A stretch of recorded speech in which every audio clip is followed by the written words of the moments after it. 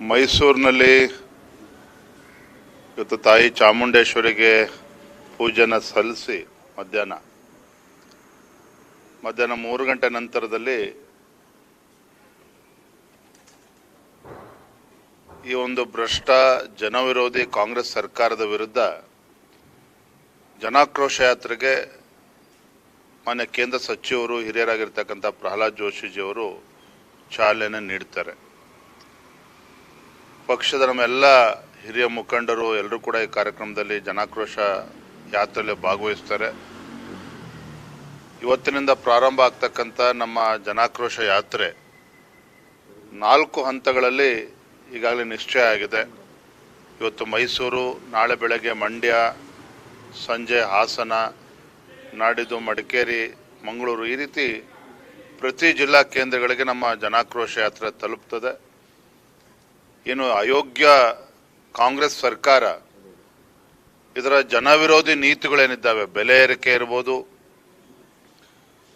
ಮುಸಲ್ಮಾನರಿಗೆ ಸರ್ಕಾರಿ ಕಾಮಗಾರಿಗಳಲ್ಲಿ 4% ರಿಸರ್ವೇಷನ್ ಕೊಟ್ಟಿರ್ತಕ್ಕಂಥದ್ದು, SCP, SP, TSP, ಅದರಲ್ಲೂ ಕೂಡ ಪರಿಶಿಷ್ಟರಿಗೆ ಯಾವ ರೀತಿ ಅನ್ಯಾಯ ಮಾಡ್ತದೆ, ದೋಖಾ ಮಾಡ್ತದೆ ಸಿದ್ದರಾಮಯ್ಯ ನೇತೃತ್ವದ ಕಾಂಗ್ರೆಸ್ ಸರ್ಕಾರ, ಇವೆಲ್ಲವನ್ನೂ ಕೂಡ ರಾಜ್ಯದ ಜನರ ಮುಂದೆ ನಾವು ತಿಳಿಸ್ತಕ್ಕಂಥ ಕೆಲಸವನ್ನು ನಾವು ಮಾಡ್ತೇವೆ. ಈ ಸರ್ಕಾರದ ಜನವಿರೋಧಿ ನೀತಿಗಳನ್ನು ಜನರಿಗೆ ತಿಳಿಸ್ತಕ್ಕಂಥ ಕೆಲಸವನ್ನು ನಾವು ಮಾಡ್ತೇವೆ. ಸರ್, ಮುಡಾ ಹೋರಾಟದಲ್ಲಿ JDS ಜೊತೆಯಾಗಿತ್ತು, ಆದರೆ ಈ ಹೋರಾಟದಲ್ಲಿ ಯಾಕೆ ಇಲ್ಲ? JDSನ ಹೊರತಾಗಿ ನೀವು ಹೋರಾಟ ಶುರು ಮಾಡ್ತಾ ಇದ್ದೀರಾ? ಈಗಾಗಲೇ ಇದ್ರ ಬಗ್ಗೆ ನಾವು ಸ್ಪಷ್ಟಪಡಿಸಿದ್ದೇವೆ. JDS ಕಡೆಯಿಂದನೂ ಕೂಡ ಸ್ಪಷ್ಟಪಡಿಸಿದ್ದಾರೆ. ಮನೆ ಕುಮಾರಸ್ವಾಮಿ ಅವರು ಕೂಡ ಹೇಳಿದ್ದಾರೆ. ಇಲ್ಲ, ನಾವು ಹೋರಾಟ ಪ್ರತ್ಯೇಕವಾಗಿ ಮಾಡ್ತಾ ಇದ್ದೇವೆ ಅಂತ ಹೇಳಿದ್ರೆ ಏನೋ ವ್ಯತ್ಯಾಸಗಳು ಉಂಟಾಗಿದೆ ಅಂತಲ್ಲ. ಇದು ಭಾರತೀಯ ಜನತಾ ಪಾರ್ಟಿ ಒಂದು ರಾಷ್ಟ್ರೀಯ ಪಕ್ಷವಾಗಿ ಹೋರಾಟವನ್ನು ನಾವು ಕೈಗೆತ್ತಿಕೊಂಡಿದ್ದೇವೆ. ಜನರ ಮಧ್ಯೆ ಹೋಗಬೇಕು ಅಂತೇಳಿ ಈಗಾಗಲೇ ನಿಶ್ಚಯ ಆಗಿದ್ದಂತೆ ನಾವು ಪ್ರವಾಸವನ್ನು ಶುರು ಮಾಡ್ತಾ ಇದ್ದೇವೆ. JDS ಪಕ್ಷವು ಕೂಡ ಅವರು ಪ್ರತ್ಯೇಕವಾಗಿ ನಾವು ಹೋರಾಟ ಮಾಡ್ತೀವಿ ಅಂತ ಈಗಾಗಲೇ ಹೇಳಿದ್ದಾರೆ ಮತ್ತು ಅನೇಕ ಹೋರಾಟಗಳು ಪ್ರತ್ಯೇಕವಾಗಿ ಮಾಡಿದ್ದಾರೆ. ಗೊಂದಲ ಏನಿಲ್ಲಪ್ಪ, ಅದು ಸಮನ್ವಯ ಸಮಿತಿ ಬೇರೆ ಕಾರಣಕ್ಕೆ ಮಾಡಬೇಕು, ಅದನ್ನು ಮಾಡ್ತೇವೆ. ನಾನು ಕೂಡ ಅವರ ಪಕ್ಷದ ಎಲ್ಲ ಹಿರಿಯರು ಕೂಡ ನಾನು ಮಾತನಾಡ್ತೇನೆ. ಅದು ನಾವು ಹೋರಾಟ ಪ್ರತ್ಯೇಕವಾಗಿ ಮಾಡ್ತೀವಿ ಅಂತೇಳಿ ಏನೋ BJP JDS ಪಕ್ಷ ಮಧ್ಯೆ ಏನೋ ಒಡಕುಂಟಾಗ್ಬಿಟ್ಟಿದೆ. ಇದು ಯಾವುದೂ ಕೂಡ ಸತ್ಯಕ್ಕೆ ದೂರವಾಗಿರ್ತಕ್ಕಂಥದ್ದು. ಸರ್, ಇನ್ನು ವಿರೋಧ ಪಕ್ಷಗಳ ಹೋರಾಟಕ್ಕೆ ಆಡಳಿತ ಪಕ್ಷದವರು ಯಾರು ಕೂಡ ಅಲ್ಲ ರೀ, ನಮ್ಮ ಹೋರಾಟಕ್ಕೆ ನೋಡಿ, ನಮ್ಮ ಹೋರಾಟಕ್ಕೆ ಆಡಳಿತ ಪಕ್ಷದವರು ಗೌರವ ಕೊಡಬೇಕು ಅಂತ ಹೇಳಿ ನಿರೀಕ್ಷೆ ಮಾಡ್ತಕ್ಕಂಥ ದಡ್ರು ನಾವಲ್ಲ. ಅಂದ್ರೆ ಎಲ್ಲಿಯೂ ಕೂಡ ಈ ಒಂದು ಹೋರಾಟಕ್ಕೆ ಮಣಿ ಅಂತದ್ದಾಗ್ಲಿ ಅಥವಾ ಯಾವುದೇ ಒಂದು ಇದನ್ನಾಗ್ಲಿ ನೋಡಿ, ಹಿಂದೆ ನೋಡಿ, let me tell you one thing. ನಮ್ಮ ಹೋರಾಟ, ಭಾರತೀಯ ಜನತಾ ಪಾರ್ಟಿಯ ಹೋರಾಟ, ಇದು ಪ್ರಾಮಾಣಿಕವಾಗಿರ್ತಕ್ಕಂಥ ರಾಜ್ಯದ ಹಾಗೂ ರಾಜ್ಯದ ಜನರ ಒಂದು ಕಾಳಜಿಯನ್ನು ಇಟ್ಕೊಂಡು ಹೋರಾಟವನ್ನು ಪ್ರಾರಂಭ ಮಾಡ್ತಾ ಇದ್ದೇವೆ. ಈಗ ಯಾವುದು ಚುನಾವಣೆಗಳಿಲ್ಲ. ಹಿಂದೆ DK ಶಿವಕುಮಾರ್ ಅವರು ಮೇಕೆದಾಟು ಪಾದಯಾತ್ರೆ ಮಾಡಿದ್ರು. ಯಾವಾಗ ಮಾಡಿದ್ರು? ವಿಧಾನಸಭಾ ಚುನಾವಣೆ ಸಂದರ್ಭದಲ್ಲಿ ಮಾಡಿದ್ರು. ಅನೇಕ ಹೋರಾಟಗಳು ಚುನಾವಣೆ ಬಂದಾಗ ಕಾಂಗ್ರೆಸ್ ಅವರು ಮಾಡಿದ್ರೆ ಹೊರತು, ಆದರೆ ನಮ್ಮ ಹೋರಾಟ ಈಗ ಯಾವುದು ಚುನಾವಣೆಗಳು ಇಲ್ಲದೆ ಹೋದರೂ ಸಹ ಜನರ ಪರವಾಗಿ ಧ್ವನಿ ಎತ್ತಬೇಕಾಗಿರ್ತಕ್ಕಂಥದ್ದು ವಿರೋಧ ಪಕ್ಷವಾಗಿ ನಮ್ಮ ಕರ್ತವ್ಯ ಇದೆ. ಒಂದು ಕಡೆ ಬೆಲೆ ಏರಿಕೆ, ಮತ್ತೊಂದು ಕಡೆ ಆಡಳಿತ ಪಕ್ಷದ ಅಟ್ಟಹಾಸ, ಹಿಂದೂಗಳಿಗೆ ಅಪಮಾನ ಮಾಡ್ತಾ ಇರ್ತಕ್ಕಂಥದ್ದು, ಇವೆಲ್ಲವನ್ನು ಕೂಡ ಜನರ ಮುಂದೆ ನಾವು ತೆಗೆದುಕೊಂಡು ಹೋಗ್ಬೇಕಾಗ್ತದೆ.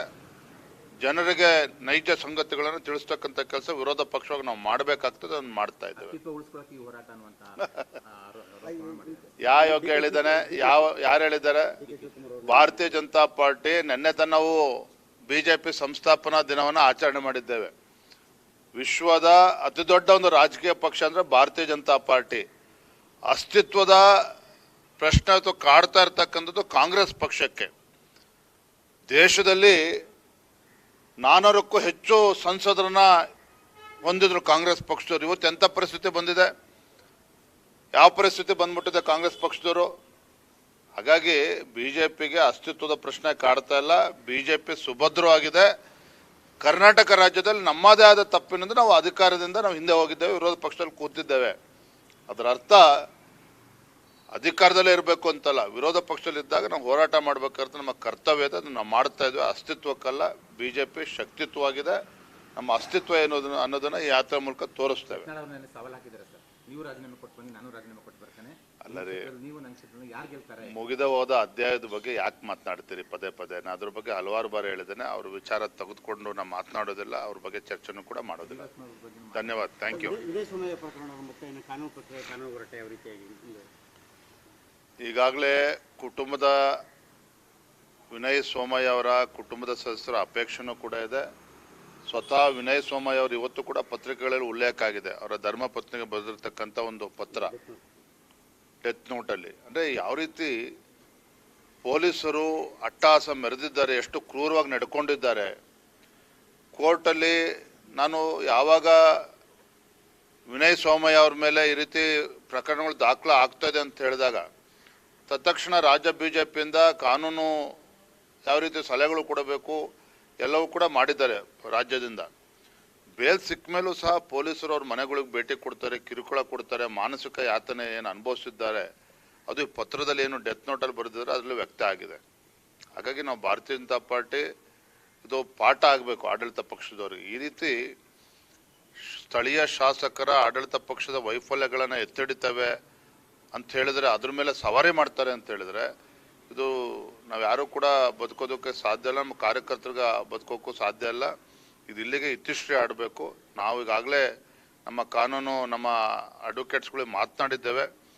ಹೈಕೋರ್ಟಿಗೆ ಯಾವ ರೀತಿ ದಾವೆ ಹಾಕ್ಬೇಕು ಅದ್ರ ಬಗ್ಗೆ ಎಲ್ಲ ಚರ್ಚೆ ಮಾಡ್ತಾರೆ. ಕುಟುಂಬದ ಸದಸ್ಯರು ಅದ್ರ ಬಗ್ಗೆ ಚರ್ಚೆ ಮಾಡ್ತಾ ಇದ್ದಾರೆ. ಸಾಮಾಜಿಕ ಮಾಧ್ಯಮಗಳಲ್ಲಿ ನಿಮ್ಮ ಕೆಲಸ ಮಾಡೋಂಥವ್ರು ಇರ್ಬೋದು, ತಾಲೂಕು ಮಟ್ಟ ಇರ್ಬೋದು, ಹೋಬಳಿ ಮಟ್ಟ ಇಂಥವರೆಲ್ಲ ಇರ್ತಾರೆ.